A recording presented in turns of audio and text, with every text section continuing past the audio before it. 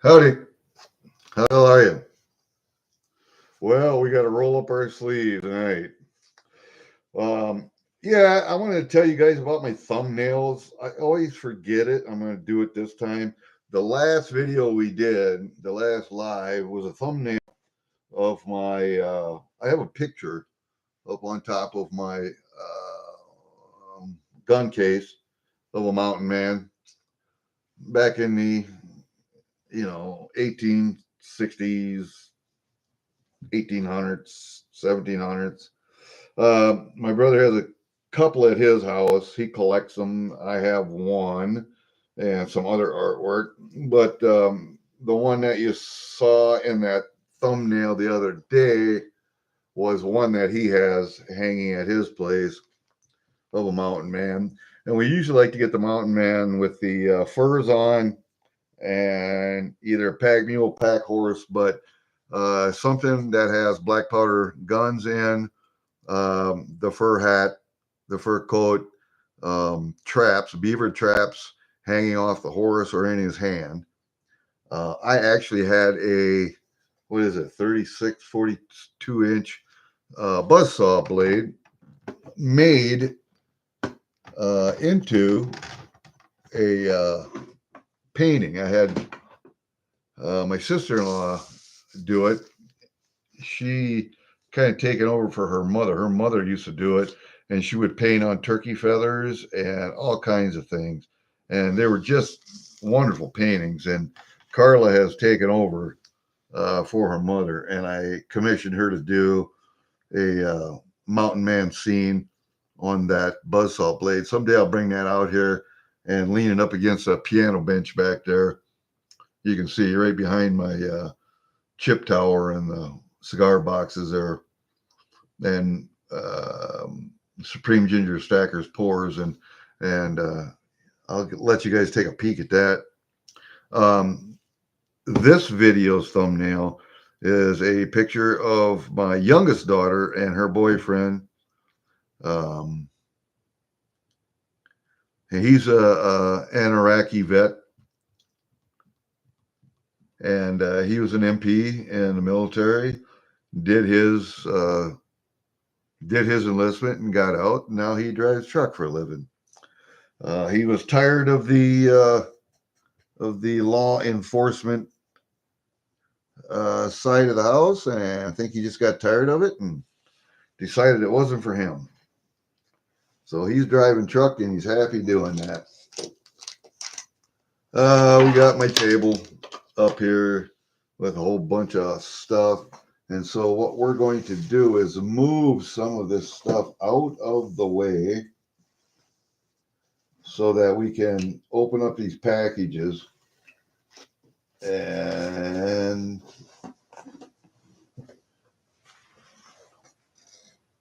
just look at some stuff here. We got to take some of this stuff out of underneath of here because this stuff doesn't stay on the table. This stuff is getting sent to Gremlin, so that can go back there. All right. We got to bring our Angry Warrior tackle box package opening device to the forefront here, and I should get my little, there it is. We had to get our other little device here. All right, I got several packages, and some I don't know who they're from because I don't know everybody's real name as opposed to their stage name yet. This is from Steve Looking for Silver. We'll open that one last. We'll put that one right down. And we'll put that one up here for right now.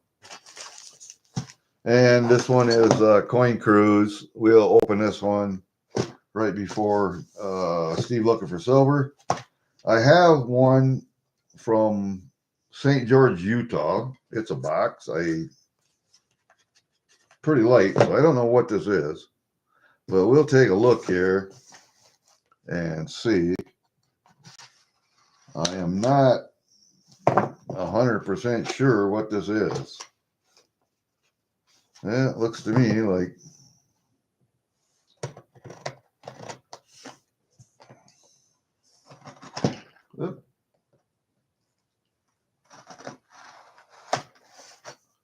I don't know what this is. I don't know who it's from. Just has initials, and it's from St. George, Utah. So not real sure. Nice packaging. Oh, look at this. Now I know who it's from.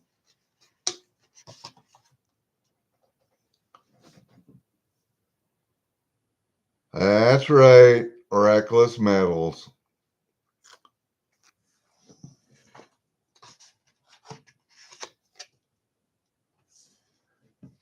And a nice card. It's got a nice business card. Reckless Metals on the back with all the information. He's even got his own boxes that he's got stamped. I'm sure you guys have probably gotten stuff from Reckless before. I've never got anything direct from the factory, I don't think, unless it was that one sword. Yeah, I bought a sword from the factory. So let's see what we got in here. I know it was a Reckless had he was giving something away on a stream, and I can't remember which stream it was. Uh-oh. Somebody called me or is texting me or something. Wow. That's something there. I don't know. How do you get this open? It's all stucky together. How the hell are you supposed to not rip something that's in there? I don't know. I don't know, man. Oh, I see plastic. I see plastic. It is a Reckless Metals. Is that the Plague Doctor? No, it's not a Plague Doctor. What is that? It's not stamped on the back either. So where are my old eyes at? There they are. You gotta look. Oh, this is the Winged Devil Skull. 1 troy ounce, 9.99 fine. Nothing on the back, if you can see. Nothing on the back, but you guys have seen those before. The winged devil skull. See if I can get up here closer for you. And then we'll do this. And that's too much light, isn't it? How about then? Let's see if we can do like this. Winged devil skull. Nope, still too much light. How about blue? It's a little better, but still, that's better, I think. The winged devil skull. Very nice. Yeah, that was a giveaway. A 1 ounce Reckless Metals pour for a GAW. Really nice, man. And I really did appreciate that. I really appreciate what Reckless did. He didn't have to, but he did. Now I remember.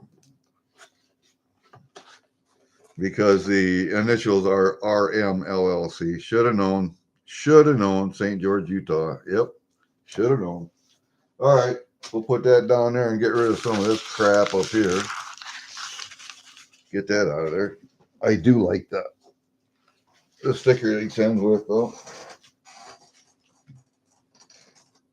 I do like the sticker that he sends with. So let's put that right up here with that pour. Come on. Stay there. Oh, come on. There. All right. And we got another one here, and this one is from MS. Oh, I don't know for sure. This is in Tomball, Texas, so MS, not Frosty. Something silver. Oh man, Yeah. Well, I'm stupid, but I don't know what this one is. I don't know who it is anyway. Let me see here. Yeah, I'm gonna have to do a little bit of my surgery here. We do the little corner jab like that. Then you see we got room to stick a knife in, or we got room to stick a scissors in, or whichever. Yeah, there we go. What do we have here? Oh, I have more stuff. What is this? Okay. We have a 2x2, which is dime size, penny size. And the Lord fights your battles. Deuteronomy chapter 20, verse 4. A nice little card. Let's set that up there for right now and get rid of that piece of crap. Let's see what's in the tissue, should we? We have tissue. We have foam. And then we have, oh man, yeah. I think I bought this off of Mad Stacker. I think MS, Mad Stacker, is correct. All right. I think that's correct.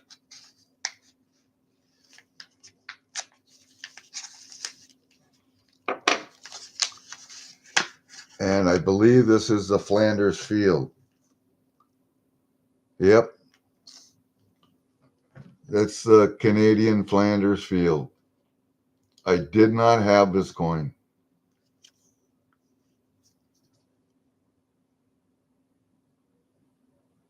That is a $20 coin. That's something.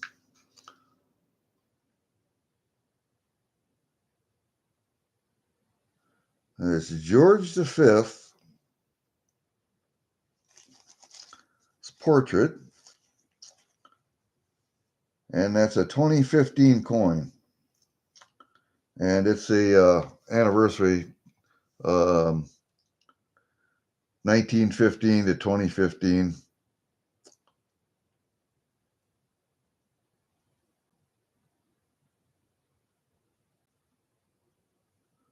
In French and in English in Flanders Field. If you've never read that poem, you probably should. Let's see if I can get this one up here and hold it steady enough for you to see.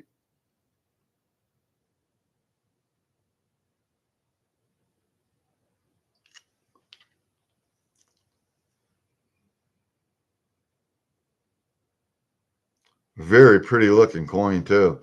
Very pretty looking.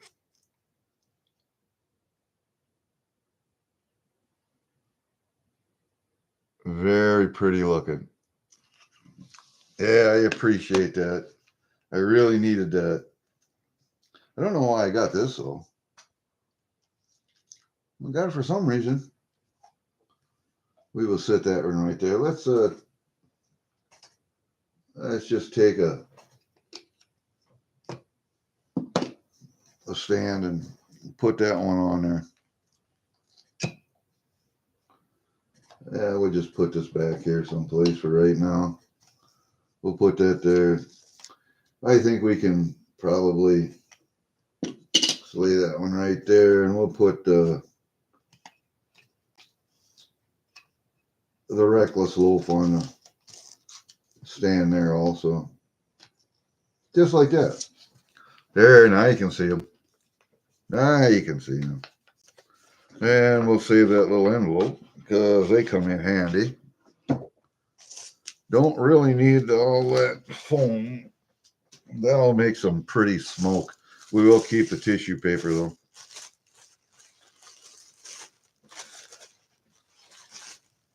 Yeah, we had, I was supposed to be up with Supreme Ginger Sacker today, but I had a 3 hour drive down, 3 hour drive back. We had a 2.5 hour meeting, 10:30, 11:30, 12:30, 2 hour meeting anyway. And then by the time we had lunch, it was 12:30 by the time we got out of the meeting. So I think um, Ginger was over by then, but as soon as I got out in the car, I I pulled up the link, and I think I was the only one there. I think Ginger was done at that point in time, so I missed it today. So I hope you guys had fun. Let's see. Let's open up Coin Cruise. You guys all know this is auction stuff. I like to go to Coin Cruise auction.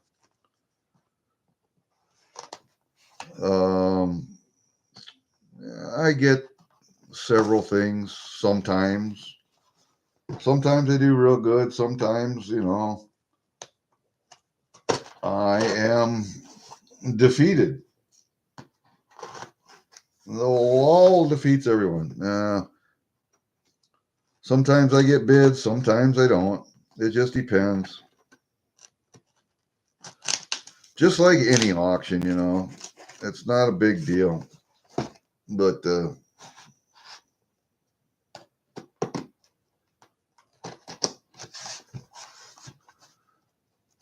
this one is a little heavy, so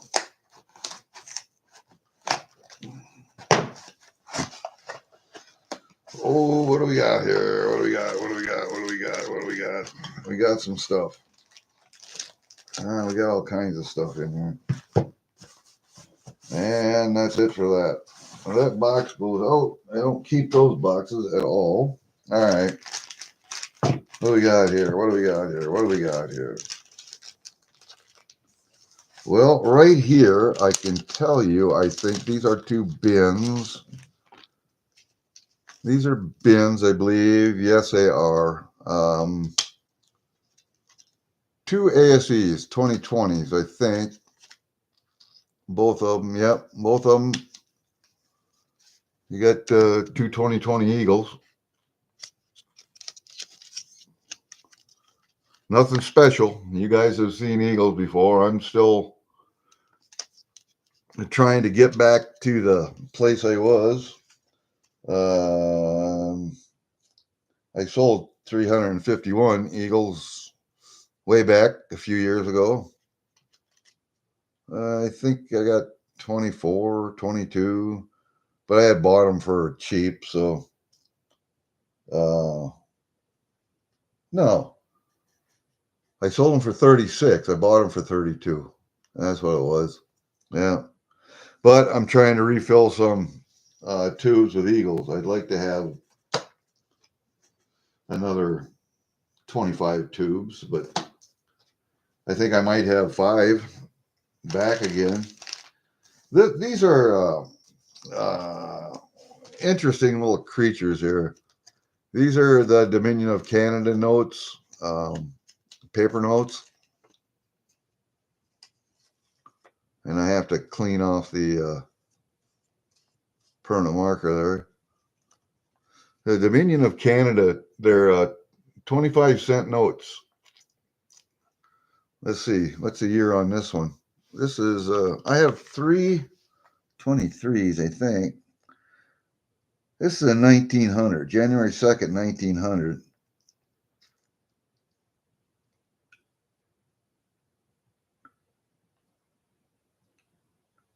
It's got a little bit of wrinkles, but not too bad. Got a folded over corner right there, but not too bad. And so I have a couple of extra ones that actually needed some protection. So I had them send me a couple extra. I will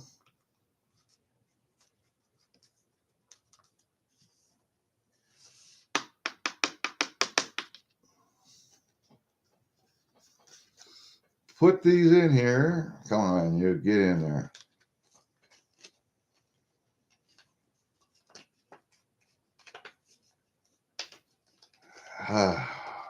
Man, sometimes these things are just a pain in the butt.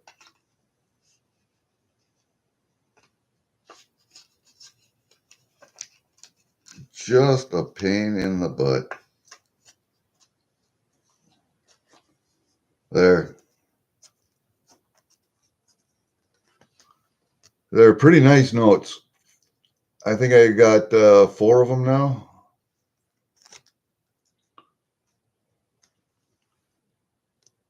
I'm not really a big note collector, but the 25-cent notes I like. So once I saw them come up on auction, I bought 3. Yeah, 3 at one auction, and I bought 1 here. So they are a cool little specialty item. Let me see. We'll put that over here. We'll get another stand up here.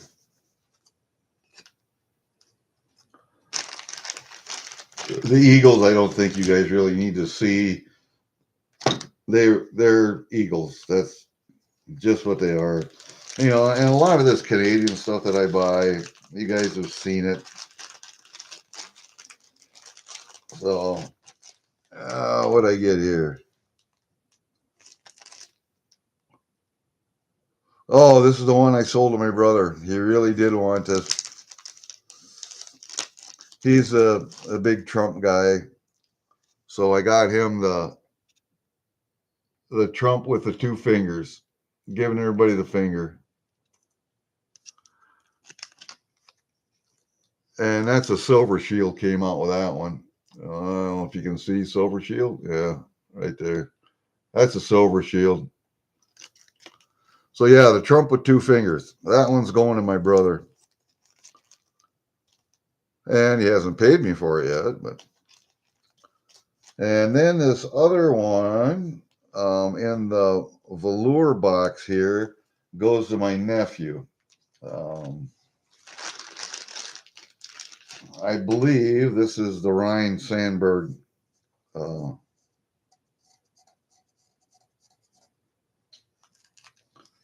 Yes, it is.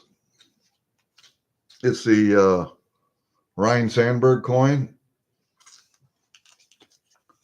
He's a avid sports collector.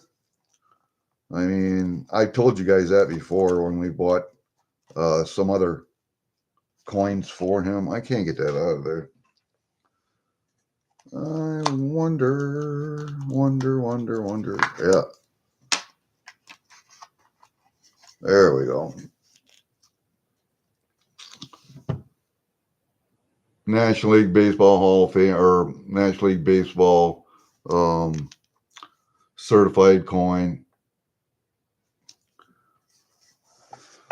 Let's see, where'd that one come from?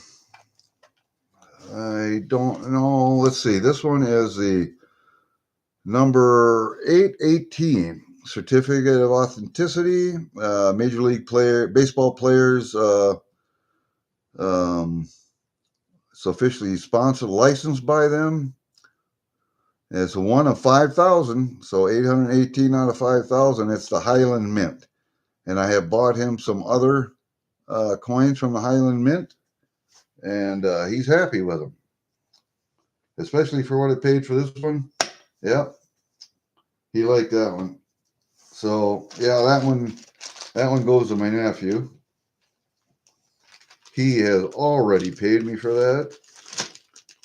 I mean, as soon as I tell him I have stuff like that for him, he PayPals me immediately. And then I got to give it to his dad so his dad can take it up to him or hold it for him or whatever. This one here. Oh, yeah. That's my late Christmas present. There you go. One of my late Christmas presents, 1993. Silver proof mint set. There is all of our pertinent information there. But yeah, that one goes to my son-in-law.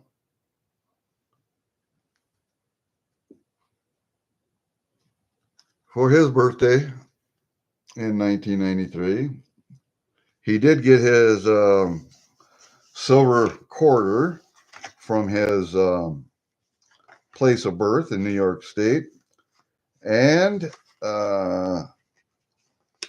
where he is living now in Pennsylvania.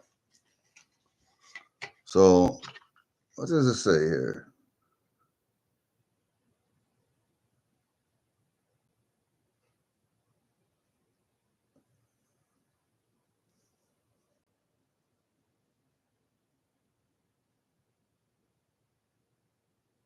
This ain't 90%, 90%, 90%. Yep. Very nice. What's on this side? Yep. S mint mark.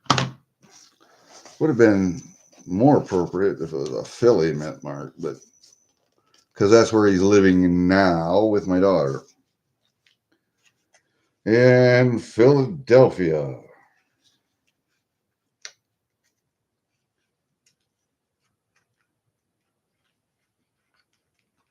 So let's get this thing put back together here.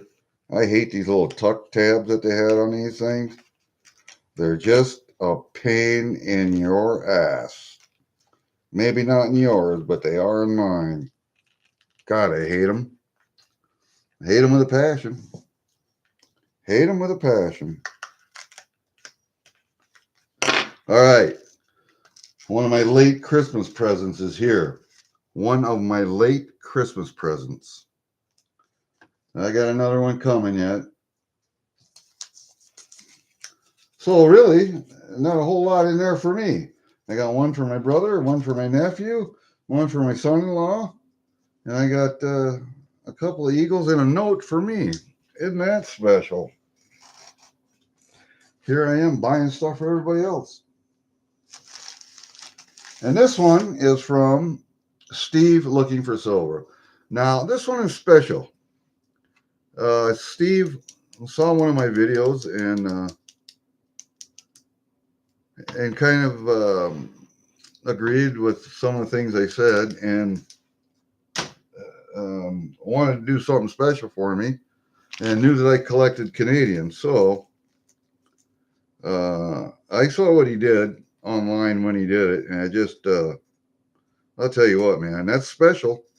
That's special when somebody does that for you like that. I need to, I don't know how much more I can thank him. I thanked him and thanked him and thanked him, but I guess I will send him a thank you card. And yeah, it's just special when somebody does something like that for you. You know, it's one thing when you're in an auction with someone and, you know, they're bidding on something and you're bidding against them and you can tell they really want it. And so then you buy it and then you gift it to them. That's one thing. But when somebody just turns around and does this for you, just, I mean, out of the clear blue, man, it really hits you in the feels. It really does. Oh, I didn't know he was in Idaho too. Meridian, Idaho, huh? I'll be damned. There's a lot of you guys live out there on the, well, close to the left coast. You know, there are some of you guys that live on the left coast, but some of you guys live up there in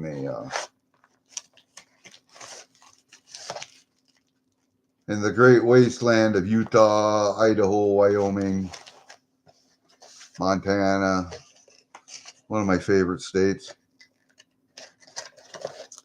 You know, sometimes putting stuff in boxes like that,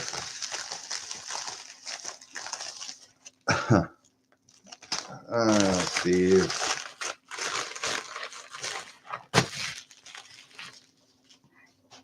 keep those. Steve gifted me this.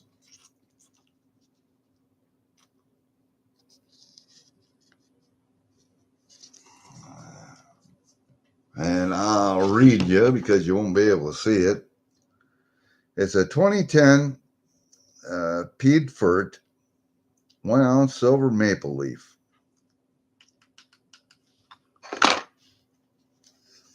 In this nice Canadian packaging. This one's been around. This one's been around. You see how wore that gold leaf leather is? That's war, man. This guy's been sitting around. Now, what we're going to have to read this first here because I know it's silver. Okay.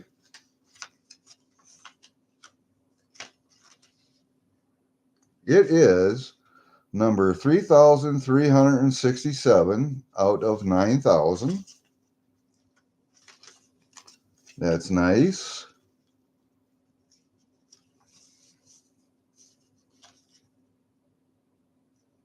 And that's French.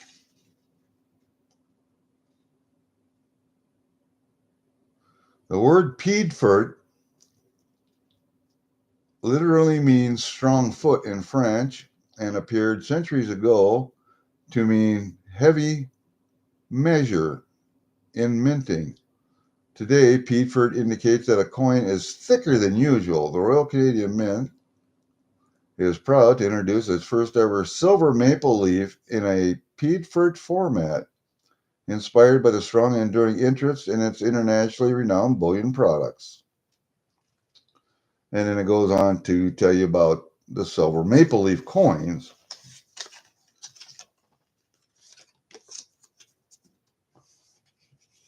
Let's take that little, oh man, that is thick too.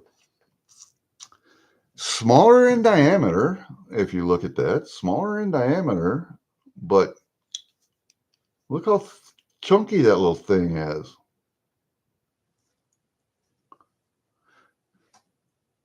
It looks to be just slightly smaller than half, or slightly larger than a half ounce. Let me see. Do I got a half ounce up here? Yeah. It's a half ounce. And it's, I mean, just slightly larger.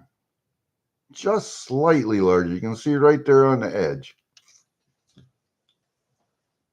And, well, you can tell the thickness just by looking at it. So that's kind of cool. I had never seen one of those either. A Piedfort. Huh. And that's a very nice looking maple leaf. I like that one.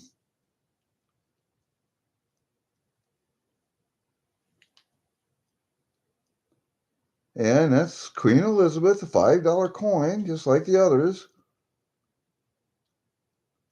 But the maple leaf is tilted. It's tilted. And you see the middle of each leaf looks like it has that where the stem should be. That's actually, looks to me like it's actually indented into the coin. That is quite the gift, Steve. That is quite the gift. Thank you very much. I appreciate that. Wholeheartedly, I appreciate that.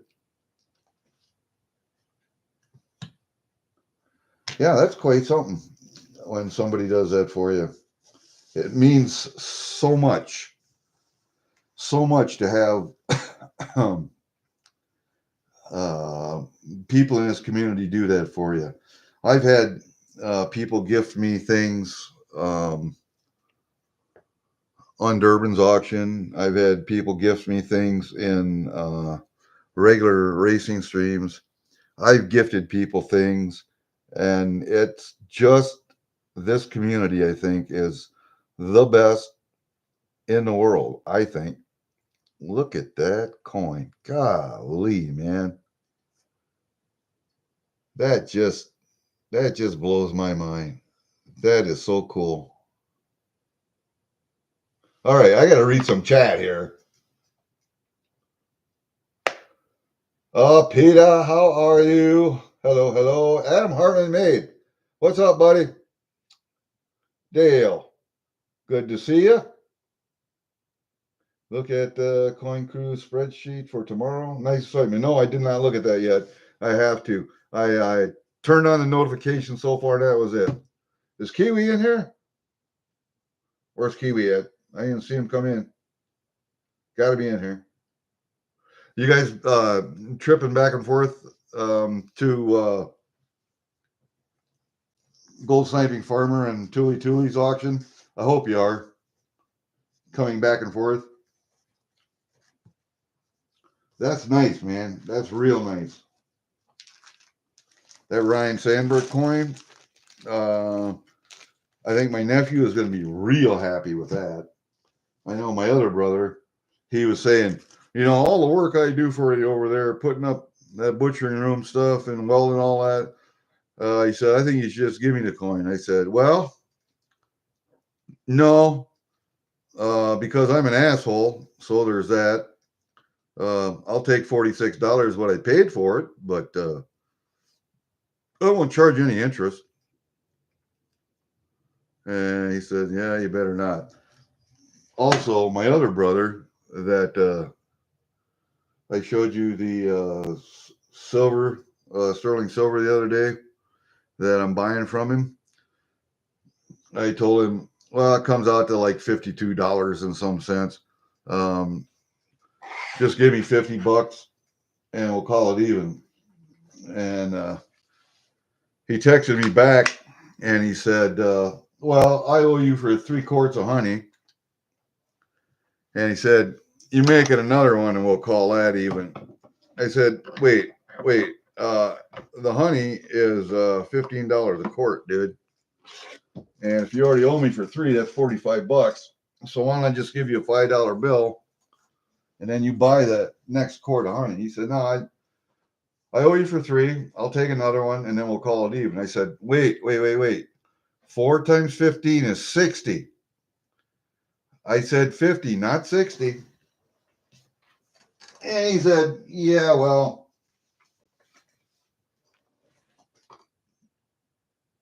that's just the way it is. So don't you? Let me move this table back because we're going to shift camera around here a little bit.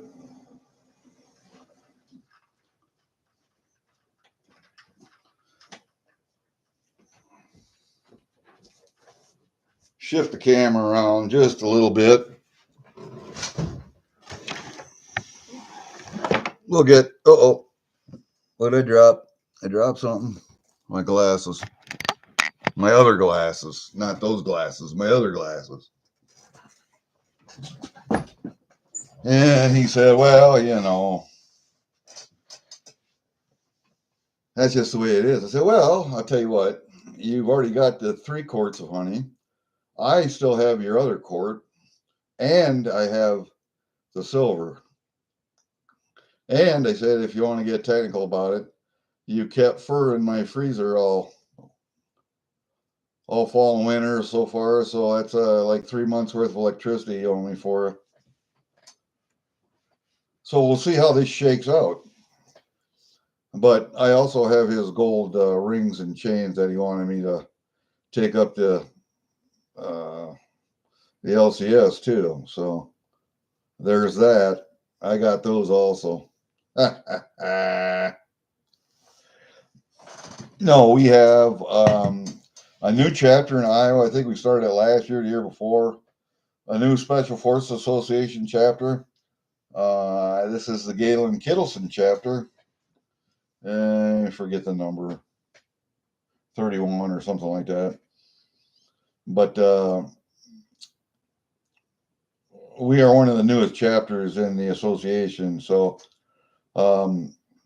we're trying to show them how relevant we are and that we are doing things. to promote the association. So for the last 2 years, we've been doing the North Iowa Band Festival. So a former Green Beret from the 5th group and the 12th group has a Jeep, M38 Jeep from World War II, restored, and we put our banners, our logos, our flags on and stuff, and so we march in that parade every year, and that's in April, May, I believe, in Mason City, Iowa, for the North Iowa Band Festival. And we have a presence at the Iowa State Fair.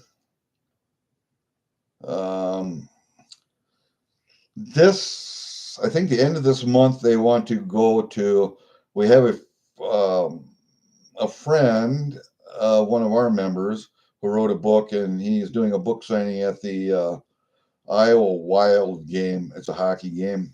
I don't know if they're pro or semi-pro, but we are thinking about doing a hockey night and helping him promote his book.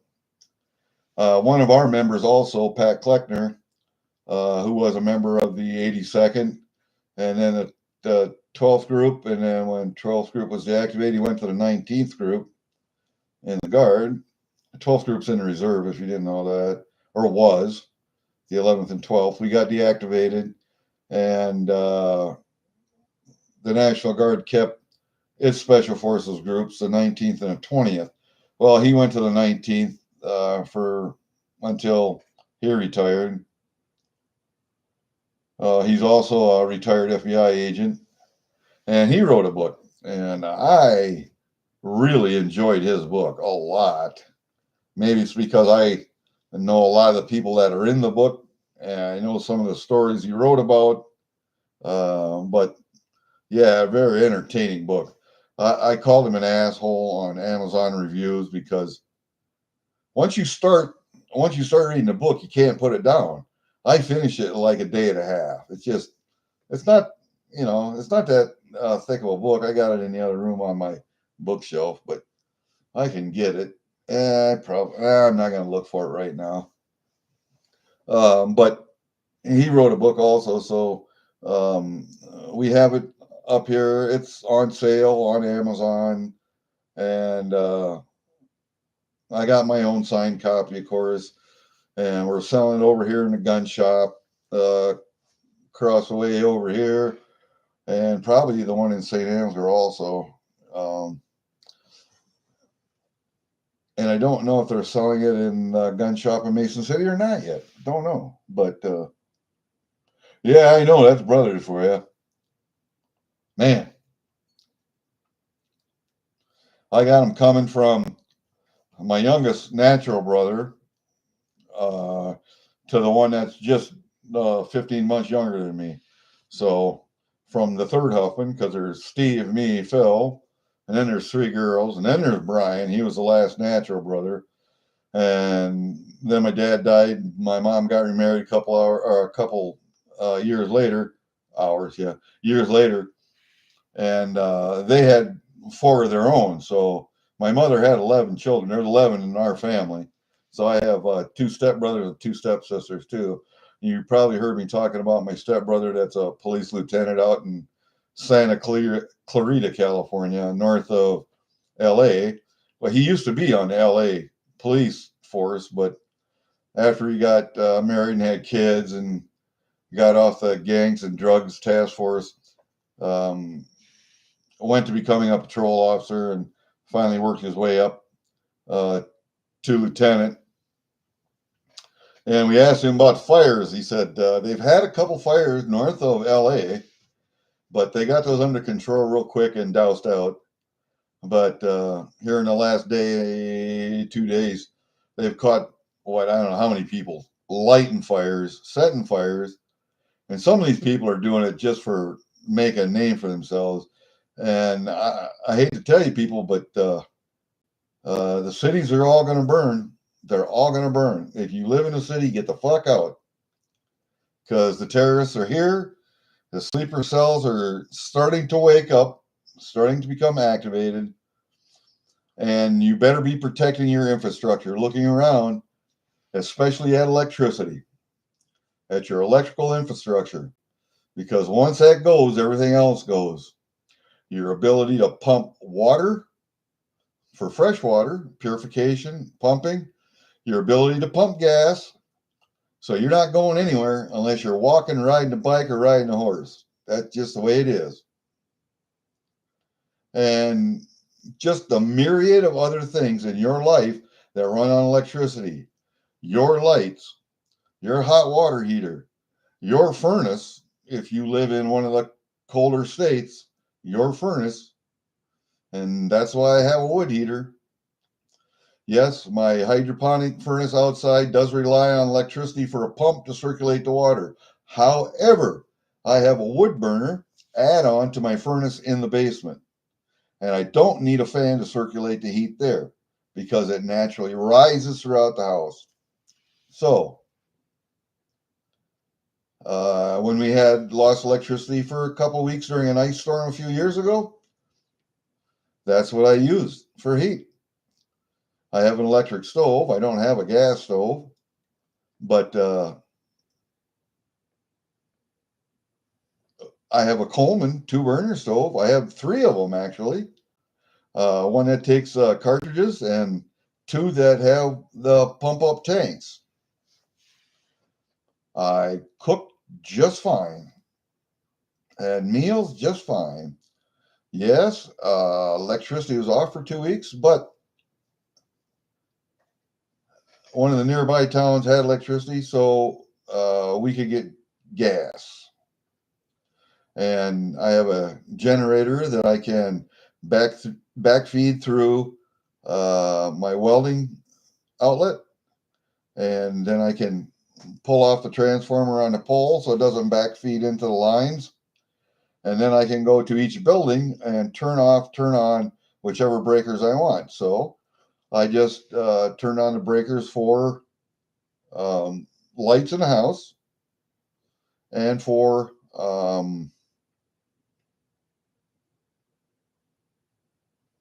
the fan on the furnace. But I don't need the fan on the furnace. I mean, I can get by without that. But we left like one light on. That was it at night. During the day, we have candles. We have oil burners. If I need additional heat in other rooms, I have kerosene oil burners. You know, the old wall house burners with wicks and yeah, on a tank. What is it? A gallon of kerosene, you'll run 21 hours. So I have several of them sitting around the house that I've rebuilt, refurbished. I still have 20 more out in the shed I still have to do. And if anybody wants to buy one for $350, I certainly will sell you one. And it'll be all completely refurbished and brand new wicks in and everything and tested. Hi, Ellie. Yeah, I know. It's probably the wrong time of the night. Yeah, 6 o'clock. Yeah, time for supper. Hey, Oxnab. How are you doing, buddy? Nice to see you. So, yeah, you know, you can also heat your hot water with wood. If you um, have an old water heater, you can actually build a fire under, you can have just a roll of copper tubing, build a fire underneath of it, and if your hot water is full of water and it'll circulate water through that thing, then you have 50 gallons of hot water or 40 gallons of hot water. So there you go. All you gotta do is start a fire under it. So you need wood or something to start the fire with, something to burn. You know, cardboard burns just like wood does. So you can burn cardboard. Yeah. We did it up on the glacier in Alaska when we had, let's see, I did my winter warfare course up there. Granted, it was the summer course, but we still spent, what, a week up on the glacier? And we were climbing with crampons and we were roped to each other and all that stuff, but we didn't have anything up there for fuel, for heat. And you get wet climbing on a glacier in the snow and the ice. And how are you going to dry out your boots? How are you going to dry out your clothes? Well, what did we have to eat up there? C rations or MREs. Let me see, this is back in 77, so we had C rations. So what did we do? We burned C ration boxes,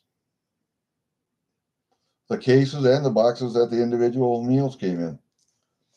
You heated up your meal, you dried out your clothes, you dried out your boots, you're good to go. And that was just enough cardboard for that. So uh, there's a lesson to be learned there. You have a bunch of boxes laying around, or you know where there are boxes or broken pallets and dumpsters, and you can find fuel anywhere for a fire. Now, when the electricity goes out and other people get wise to that fact, that might become scarcer, but it's still there. Just letting you know. Yeah, the generator, the gasoline powered generator is not the smartest thing to have. I would like to have a solar powered generator. I would also like to have a LP powered generator, propane powered generator, just in case. A 500, see, you got a 500 gallon tank at the house, 500 gallon tank at the shed, and I've got another 125 gallon tank for my forage. And if they're all full, that's 1,125 gallons of LP. That'll last me all damn winter. So, you know, you can run a generator off LP. You can run a generator off gasoline. You can run a generator off of diesel, alcohol, solar. But you got to spend the money for it. You got to spend the money. Prepping ain't cheap. Prepping ain't cheap. I would advise anybody to have a whole bunch of candles on hand, a whole bunch of coffee filters for your drip coffee pot. They're not only good for the coffee pot, but they're good for toilet paper. They're good for paper towels. They're good for everything. You're limited only by your imagination. I would have a bunch of baby wipes or adult wipes on hand. I also, at one time, you can't flush if you got no water. If my well runs on electricity, it's too deep to pump by hand. So it takes electricity to pump the water. If I don't have any water, no electricity, I have no water. So you can't flush a toilet but one time. And you don't want to do that because in back of that tank, there's a few gallons of water, fresh water in there. Not in the bowl, in the tank. Okay? So you don't want to do that. You want to use that water sparingly. You can go outside and dig yourself a trench, a slit trench, that you can make seats for, or you can just straddle it like we did in the Army. 5-gallon pails, they work fine too as a toilet. I went and bought, I have a friend who owns a porta potty company. And when they get bad enough that he doesn't want to fix them anymore, not economically viable for him, he sells them. I bought one that was in really good shape, really good shape. Cost me $500, but it's sitting out there by my shed right now. And granted, the tank has to be pumped. However, if in the event that that truck can't get out to you to pump that tank out, it's going to get full. So what do you do beforehand? You take a wood saws, wood saws like that, and you drill several holes in the bottom, and you position that porta potty over a hole that you've dug in the ground, maybe 2 foot deep, wide as a tank, long as a tank. And then all you have to do is maybe splash some water in it every once in a while to clean it out. But normally all of that's just going to decompose and drain into your pit. And that's how our old outdoor toilets used to work. So there's ways to do everything. If you can get a 50-gallon plastic barrel, like a black one or blue, if you can't get black, you can make a shower out of that. All you have to do is put that barrel up on a stand with a hose, cut a hole in the bottom, spigot on there with a hose and a shower head that you can turn off and on. Wet yourself down, soap yourself down, rinse yourself off, done, and let the sun heat the water. Hey, it worked for our Alamo Scout group. It'll work for you. So, yeah, dual fuel gas LP would be fine, but I got a gas one now. I'd have to get an LP one. But, yeah, I got what you're saying. Had I been thinking ahead years ago, I probably would have done that. But I bought this generator from an electrician who wanted a bigger one. And so I bought his used one off of him. That was a good buy also.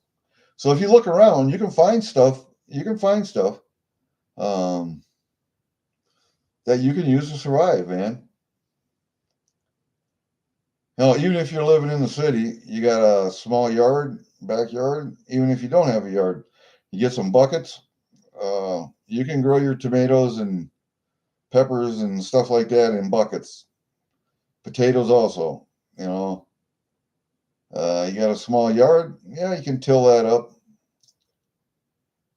Plant fruit, vegetables, all of your spices. One thing I would stock up on, though, if I were you, and it was used as money a long time ago, salt. Stock up on salt. Human body needs salt. Granted, people eat way too much salt. I'm one of those people. But salt makes a lot of things very edible. You wouldn't think of eating it without, but you will with. So salt is one of those things. And you can preserve meat in salt.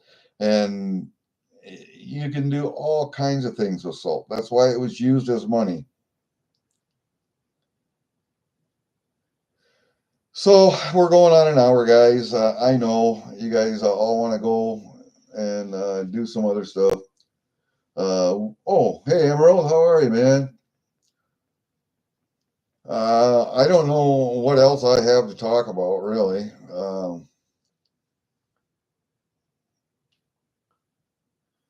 Not just a whole lot. I can get a couple of books out. I got three books now, written by Green Berets that I personally know and have served with. I have some Green Beret books that I don't know the people, but I got books from Vietnam. I don't have any from OEF, OIF yet, but I'll have them. One of my friends was my actually my section sergeant, Bob Wallace, Winter Ranger Robert Wallace from West Virginia.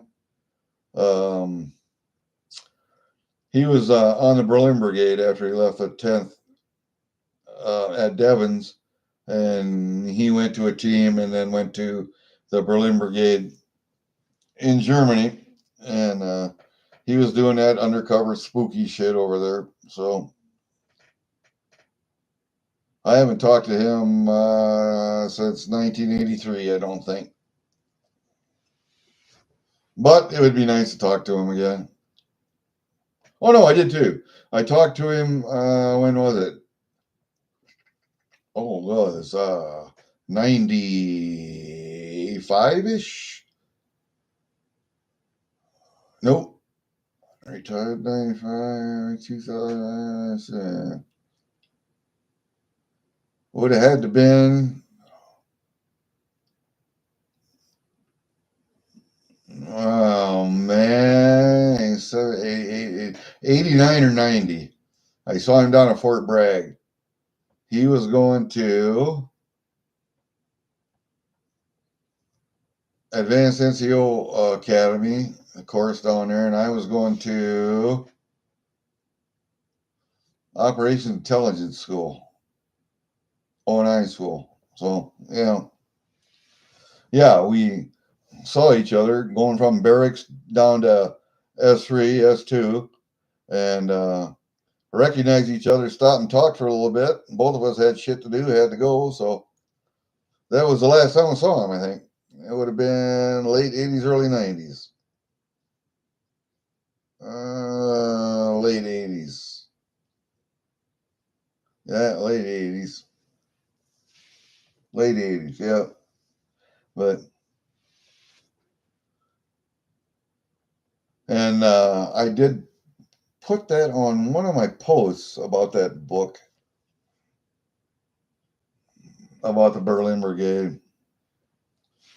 And that was before he got there, but yeah, it tells you what they were doing in Germany, because the 10th Special Forces Group had a forward battalion stationed at Bad Tolz, Germany, and every once in a while the battalions would rotate, and I got to go on one of those rotations. I was in signal company at the time, and so I got to jump into Germany, spend a week at Bad Tolz and touring Germany, and then get on a plane with company, I think it was a battalion or company that was coming home, and then we jumped back into Devon's. That was a nice little trip. That was one of those little freebies. I liked that. That was fun. The last time I had been in Germany was with the First Infantry Division back in mid to late 70s on reforger exercise. So that's when I got my head kicked in and got a TBI. Yeah, right frontal skull fracture and a concussion, or they kept me in a drug-induced coma for a couple of weeks just for the brain swelling to go down. And then I got transferred out of Landstuhl to Walter Reed, and then to Colorado, to Fort Carson, and then back to Fort Riley. That was a long trip. Yeah, but the VA says I don't have any traumatic brain injury. Of course not. Even when I can show them the documentation. Well, there's nothing wrong with you. How the fuck do you know? You don't live with me. Anyway, never mind all that. Anyway, there was a great podcast on last night. It was the Green Beret Chronicles. If any of you guys want to look them up on YouTube, great team sergeant there talking about stuff, and he gets some Special Forces guys from around the web. Valhalla Nate, Valhalla VFT, his channel, Nate was there. A couple other guys. I think one guy's still a cop yet, but talking about stuff, and VA was one of them, and mental health issues. So it's a great podcast. Interests me anyway. Yeah, if you want to hear some real Green Berets have to say, I will recommend you go that way. Valhalla VFT and the Green Beret Chronicles are two of the good ones. So, yes, you can gain a lot of weight in Germany. If you do nothing but eat food and drink beer, you're going to gain weight. Yes, you can attract game with salt. Yeah. Deer don't eat the salt, but they eat the ground. They eat the dirt where the salt is leached into. Never could figure that out, but that's the way they do it. You know, you get bison or you get cattle will actually lick the salt. Horses will lick the salt, but deer won't do that. They will dig in the dirt all the way around that salt block. Don't ask me how I know. I just don't ask me.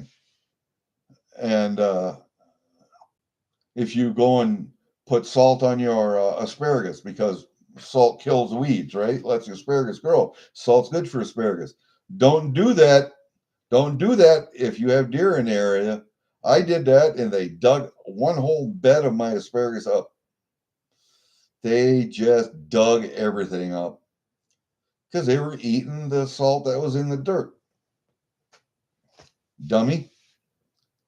Yeah, yeah. I got a new,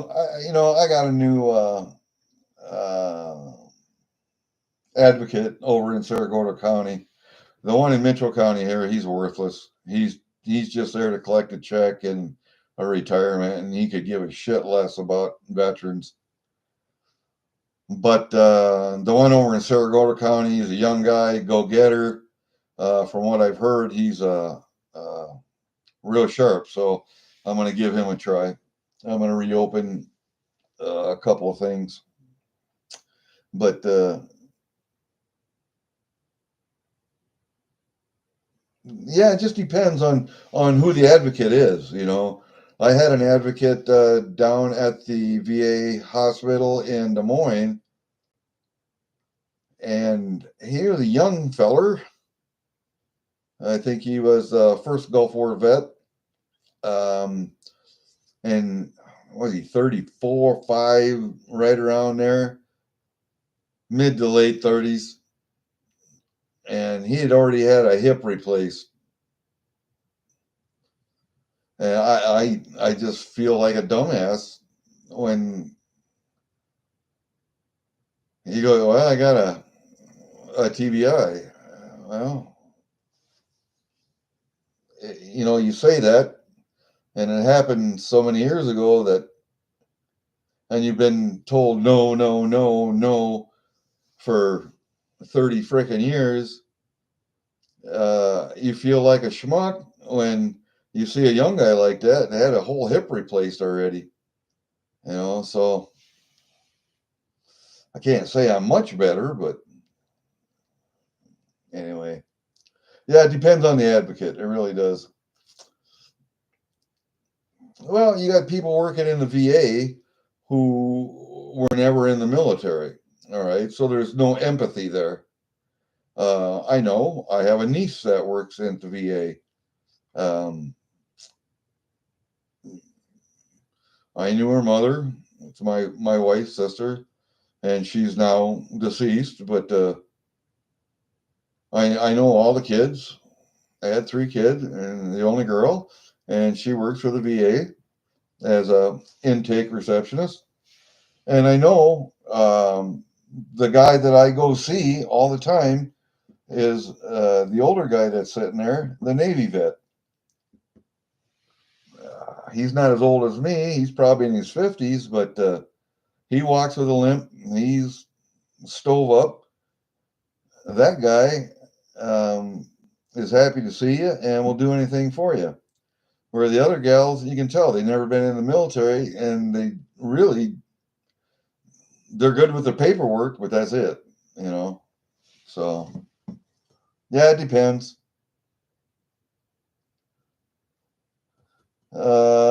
Yeah, they recognized or Agent Orange, but as a few years ago, what they did do was open a registry for burn pit victims, and that's a step in the right direction. So that's what I told my youngest daughter's boyfriend, who was in Iraq. And yeah, if you're in a fob, you're going to be around burning shit all the time. Not just shit, but trash, because they burn everything with diesel fuel.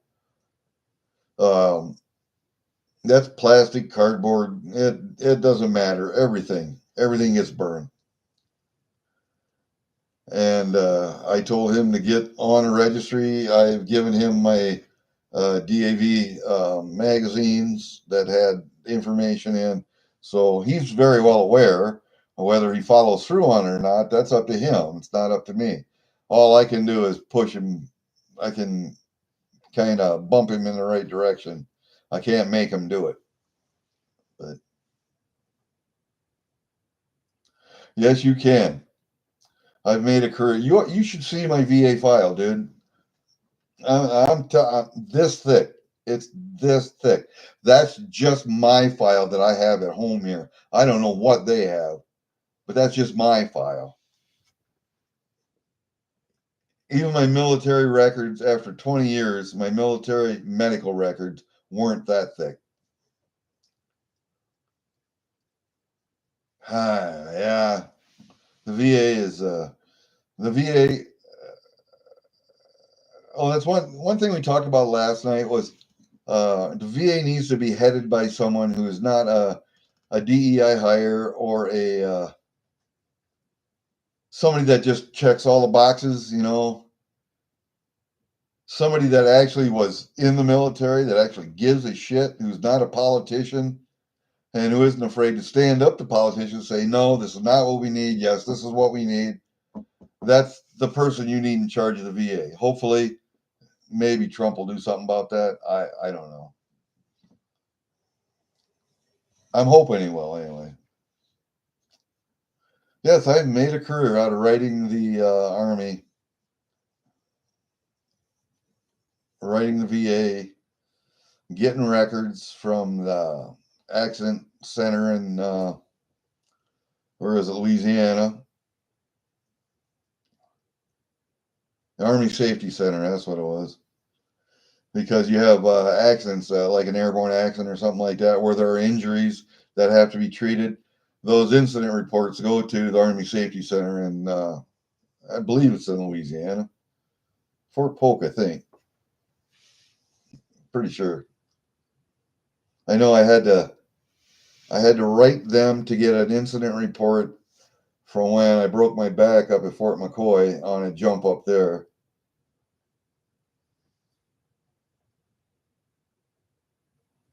Because my team sergeant also broke his back. It was just on a different jump that weekend. His got reported to the safety center. Mine didn't for some reason. But we both saw the same PA, who, thank God, was still in the Marine Corps. He was a lieutenant up there, but he's now, or when I wrote to him later, he was a lieutenant colonel in the Marine Corps, still active duty, and still remembered the incident when I brought it up to him. So yeah, been in contact with multiple people, and at times it just takes the right advocate. It just takes a right advocate. So if you get one that doesn't really give a shit, then nothing's going to happen. If you get one that pushes stuff, then you'll get things accomplished. But yeah, whatever. All right, Apita, we will see you later. Guys, I'm going to get off. It's been an hour and 15 minutes, so I'm sure somebody else is up and on by now. Thanks for stopping by, listening to me rant and rave and bullshit and watch me open stuff. We will see you maybe when I get some more stuff, because I know I got more stuff coming.